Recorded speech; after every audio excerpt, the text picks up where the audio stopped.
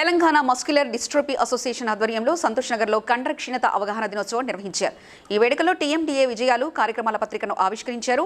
Muscular dystrophy తీవ్రమైన వ్యాధి అని, బాధితులకు ప్రత్యేక సదుపాయాలు కల్పించాలని నాయకులు డిమాండ్ చేశారు. 4,000 ఇస్తున్న పెన్షన్ను 6,000కు పెంచాలని, అలాగే కంపల్సరీ కేర్ టేకర్లకు నెలకు 15,000 రూపాయల పెన్షన్ ఇవ్వాలని తెలిపారు.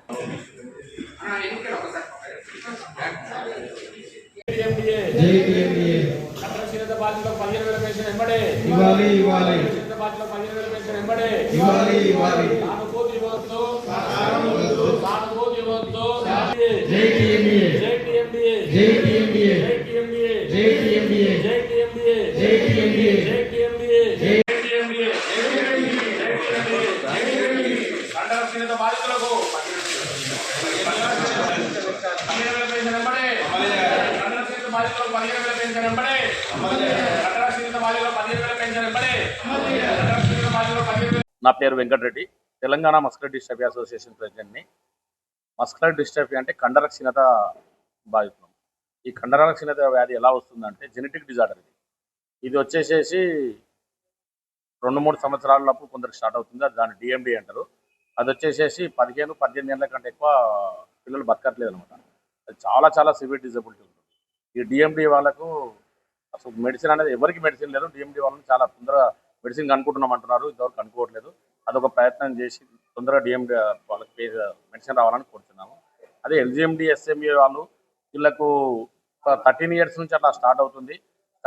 ఏజ్ పెరిగినా కొద్దిగా మజిల్ మొత్తం వీక్ అయిపోతూ, బాడీ మొత్తం మజిల్ మొత్తం వీక్ అయిపోతూ రోజు అట్లా క్షీణించుకుంటూ కొన్ని రోజులు కొంచెం ఒక కట్టబట్టుకుని నడుస్తాం, కొన్ని రోజులు తర్వాత మొత్తం కింద కూర్చొని లేవ రాకుండా అయిపోతుంది. తర్వాత వీల్ చైర్కే అవుతాం పరిమితం. తర్వాత ఇంకా కొన్ని రోజుల తర్వాత మొత్తం మంచానికే పరిమితం అవుతాం. ఆ తర్వాత కొందరికి స్నానం చేపియాలి, తినబెట్టాలి, అన్నం తినబెట్టాలి, నీళ్లు దాపాలి. ఎలా అంటే ఒక మంచి చిన్న పిల్లగానికి ఒక తల్లిదండ్రులు ఒక 1 ఇయర్ పిల్లగాన్ని ఎలా చూస్తారో ఆ విధంగా చూడాల్సినంత ఘోరమైన దుస్థితి ఉంటుందన్నమాట ఈ కండర క్షీణత వారితో. కాబట్టి మేము ఒకటే అడుగుతున్నాము, మెడిసిన్ ఎప్పుడు వస్తుందో తెలియదు, కానీ కనీసం మేము 4 రోజులు బతకాలనుకుంటున్నాం. అందరూ మంచి కాళ్ళు మంచిగా ఉన్న వాళ్ళందరూ చాలామంది సూసైడ్ చేసుకుంటారు, కానీ మేము అలా అడుగుతలేము ప్రభుత్వాన్ని. మేము బతకాలి, మమ్మల్ని బతికించండి. మేము బతకాలి అంటే మాకు ఒక కేర్ టేకర్ కావాలి. మేము 4 గోడల మధ్యలోకి వెళ్ళి బయటికి వెళ్ళలేని పరిస్థితిలో ఉన్న మేము 8 సంవత్సరాల నుంచి ఎన్ని ప్రోగ్రామ్ చేశాము, ఎన్ని సోమాజిగూడ ప్రెస్ క్లబ్లో చేశాము, ధర్నాలు చేశాము, ఎక్కడెక్కడో ఎన్నో విధాలుగా ప్రయత్నం చేసినాము. ఇంతవరకు ప్రభుత్వానికి చలనం లేదా, లేకపోతే వాళ్ళు మనం పట్టించుకోవట్లేదా అంటే మమ్మల్ని ఒకసారి గుర్తించండి ప్రభుత్వం కూడా. ఎందుకోసం మంచి పనులు చాలా చేస్తున్నారు. రైతు బంధు ఇస్తున్నారు, లేకపోతే ఇంకా వేరే చాలా ఇస్తున్నారు. బతుకమ్మ చీరలు అంటారు, ఇంకేమేమో ప్రోగ్రాంలు చేస్తారు. అవన్నీ చేయండి, కాదు అనట్లేదు. కానీ అందులో ఎంత చిన్న బడ్జెట్, ఒక చిన్న బడ్జెట్ పెడితే మాకు ఒక ఆంధ్రప్రదేశ్లో 15,000 రూపాయల పెన్షన్ కండర క్షీణత బాధ్యతలకు ఇస్తున్నారు. అదేవిధంగా తెలంగాణలో కూడా ఇవ్వాలని చెప్పి 8 సంవత్సరాల గురించి కొట్లాడితే ఇక్కడ మాత్రం ఇవ్వట్లేదు. అక్కడ ఒక 2 ఇయర్స్ బయటికి వెళ్ళి ఒక వ్యక్తి ఒకలేకుంటాడు, 4 గోడల మధ్యలో ఉన్న వ్యక్తి ఒకలేకుంటాడు. తొందరగా క్షీణించిపోయి తొందరగా చనిపోతాడు. కాబట్టి మేము బతకాలకు దయచేసి బతికించండి రేవంత్ రెడ్డి గారు. దయచేసి మాకు తెలంగాణ వ్యాప్తంగా ఉన్న వాళ్ళందరికీ కేర్ టేకర్ అలవెన్స్ కింద ఈ 15,000 రూపాయలు పెన్షన్ ఇవ్వాలని కోరుచున్నాము. ఆంధ్రప్రదేశ్ ఇస్తున్నారు కాబట్టి, మీ గురుగారు అయిన చంద్రబాబు నాయుడు గారు ఇస్తున్నారు కాబట్టి దయచేసి మాకు కూడా ఇవ్వండి ప్లీజ్. ఈ వార్త మీ వరకు వస్తే ఖచ్చితంగా ఒక్కోసారి మమ్మల్ని మా పరిస్థితి మీరు లైవ్గా చూస్తే మీకు అర్థమవుతుంది. ప్రతి ఒక్కరిని కలిసినాం సార్, మేము ఎంతమందిని కలవాలో అంతమందిని కలిసినాము. దయచేసి ఒకసారి మాకు ఈ కేర్ టేకర్ అలవెన్స్ కింద ఈ 15,000 రూపాయల పెన్షన్ శాంక్షన్ చేస్తారని కూర్చున్నాం సార్. మాకు ఈ ప్రోగ్రామ్కి సపోర్ట్ చేయడానికి ముఖ్య అతిథిగా వచ్చిన రాపోల్ భాస్కర్రావు సార్, లాయర్ గారు వచ్చారు, నల్గొండ సీనన్న గారు వచ్చారు, రాంబాబు గారు వచ్చారు, గుత్తుకుంట కిరణ్ గారు వచ్చారు. వీళ్ళందరూ ముఖ్య నాయకులు, మా వికలాంగుల శాఖలలో ముఖ్య నాయకులు. వీళ్ళు కూడా మా కోసం చాలా అడుగుతున్నారు, అయినా మాకు ఇక్కడ ఫలితం కావట్లేదు. మందకృష్ణ మాదిగ గారి ఆధ్వర్యంలో కూడా ధర్నాలకు కూడా అడిగాము, అక్కడ కూడా అడిగాము, ఆయన కూడా సపోర్ట్ చేశాడు మాకు. దయచేసి మేము ఎందుకోసం మా పరిస్థితి ఈ విధంగా ఉంది కాబట్టి అడుగుతున్నాము. ప్లీజ్ దయచేసి మాకు ఈ కేర్ టేకర్ అలవెన్స్ కింద 15,000 రూపాయల పెన్షన్ ఇవ్వాలని కోరుచున్నాము. రాష్ట్ర వ్యాప్తంగా సుమారు 20,000 మంది ఈ కండరాలకు సంబంధించినటువంటి జబ్బులతోటి బాధపడతాం.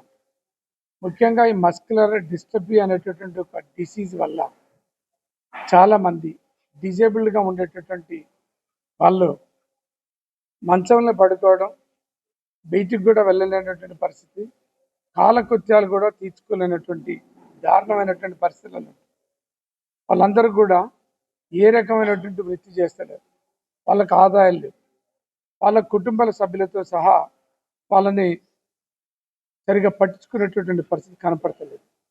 అందుకనే మస్కులర్ డిసీజ్ సంబంధించినటువంటి డిస్టపీ వారోత్సవాలు రాష్ట్ర వ్యాప్తంగా జరుగుతూ ఉన్నాయి.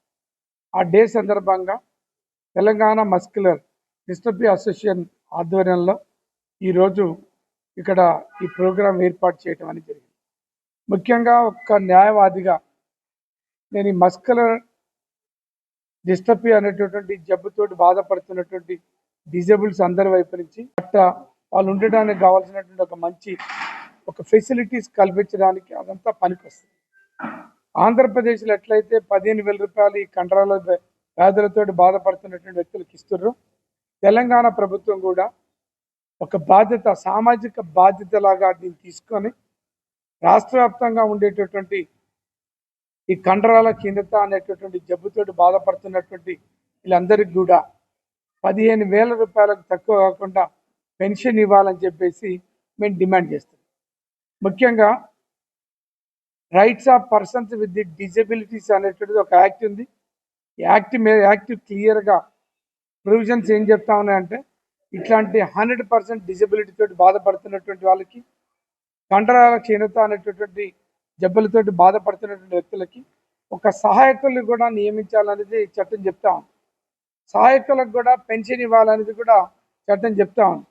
కానీ సహాయకులకు ఇవ్వకపోయినా ఇబ్బంది లేదు, కానీ మస్కులర్ వ్యాధితోటి బాధపడుతున్నటువంటి డిజబుల్ రకరకాల సమస్యలు వికలాంగులుగా ఉన్నారు కాబట్టిగా ఎవరు కూడా పెళ్లి చేసుకుంటానికి ముందరికి రావట్లేదు. వాళ్ళకు కావాల్సినటువంటి ఫెసిలిటీస్ లేవు, ఉద్యోగాలు లేకపోవడం, ఆర్థికంగా లేకపోవడం, ఏ పని చేసుకోలేక రకరకాలుగా రాష్ట్ర వ్యాప్తంగా ఇబ్బందులు పడతా ఉంటారు. దేశవ్యాప్తంగా వికలాంగులను రక్షించడం కోసం, వికలాంగులకు కావాల్సినటువంటి సౌకర్యాలు కల్పించడం కోసం గతంలో ఉండేటటువంటి ప్రభుత్వం, ఇండియా ప్రభుత్వం rights of persons with disabilities act 2014ని మరి చట్టం ఏర్పాటు చేయడం అనేది జరిగింది. వికలాంగులు మిగతా వ్యక్తుల్లాగానే ఒక ఆఫీసులకు పోవాలి, ఆర్డీఓ ఆఫీస్ కానీ, కలెక్టర్ ఆఫీస్ కానీ, ప్రజా ప్రభుత్వాలకు సంబంధించినటువంటి ప్రతి ఆఫీసుకు పోయేటట్టుగా వాళ్ళకు ఒక యాక్సెస్ కల్పించాలనేది కూడా సెంట్రల్ గవర్నమెంట్ నిర్ణయించింది. ముఖ్యంగా సుప్రీంకోర్టు కూడా ఒక డైరెక్షన్ ఇవ్వటం అనేది జరిగింది. సుప్రీంకోర్టు ఇచ్చినటువంటి ఆదేశాలు అమలుపరచాలి. ఈ వికలాంగులకు రక్షణ చట్టం ఏదైతే ఉందో దాంట్లో ఉండేటటువంటి అన్ని రకాల సెక్షన్స్ని అమలు పరచాలి. రాష్ట్ర వ్యాప్తంగా ఉండేటటువంటి ఈ వికలాంగుల్ని కాపాడాలి. ఈ మస్కులర్ వ్యాధితో బాధ మేము కల్పిస్తాం. చట్టాన్ని అమలుపరిచి దేశవ్యాప్తంగా, రాష్ట్ర వ్యాప్తంగా అందరికి కూడా వెల్ఫేర్ యాక్టివిటీస్లలో, ఉద్యోగాలలో, వైద్యం, విద్య, వైద్య రంగాలలో అన్ని ఇచ్చేటటువంటి సౌకర్యాలలో ఈ 5% రిజర్వేషన్ ఇస్తామని కూడా కాంగ్రెస్ పార్టీ మేనిఫెస్టోలో చెప్పింది. మేము కోరేది ఏంటంటే, కాంగ్రెస్ పార్టీ మేనిఫెస్టోలో చెప్పిన ప్రకారంగా ఛత్తీస్గఢ్, రాజస్థాన్, ఇతర రాష్ట్రాలలో అందరికి కూడా ఈ రిజర్వేషన్స్ చట్టాన్ని అమలుపరిచి ఇవ్వటం అని జరుగుతాం. ముఖ్యంగా కాంగ్రెస్ పార్టీ మేనిఫెస్టోలో దేశవ్యాప్తంగా అన్ని స్థానిక సంస్థలలో, గ్రామ పంచాయతీలలో కావచ్చు, మున్సిపాలిటీలలో కావచ్చు, రిజర్వ్డ్ క్యాండిడేట్గా అప్డేట్ చేయాలని, అపాయింట్ చేయాలని కూడా ప్రభుత్వం చెప్పడం అనేది జరిగింది.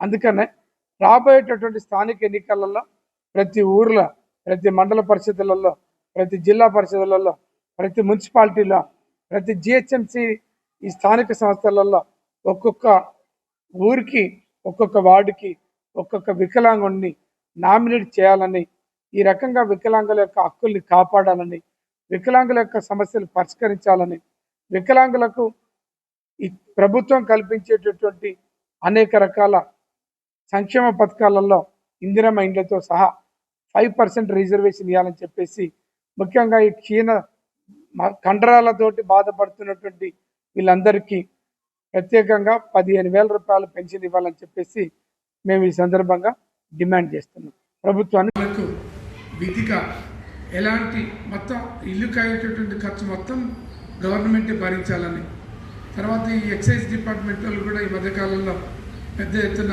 ఎక్సైజ్ సంబంధించినటువంటి పాలసీని ప్రకటించి ఈ ఎక్సైజ్ వైన్ షాపులు కూడా అలాట్ చేస్తారు.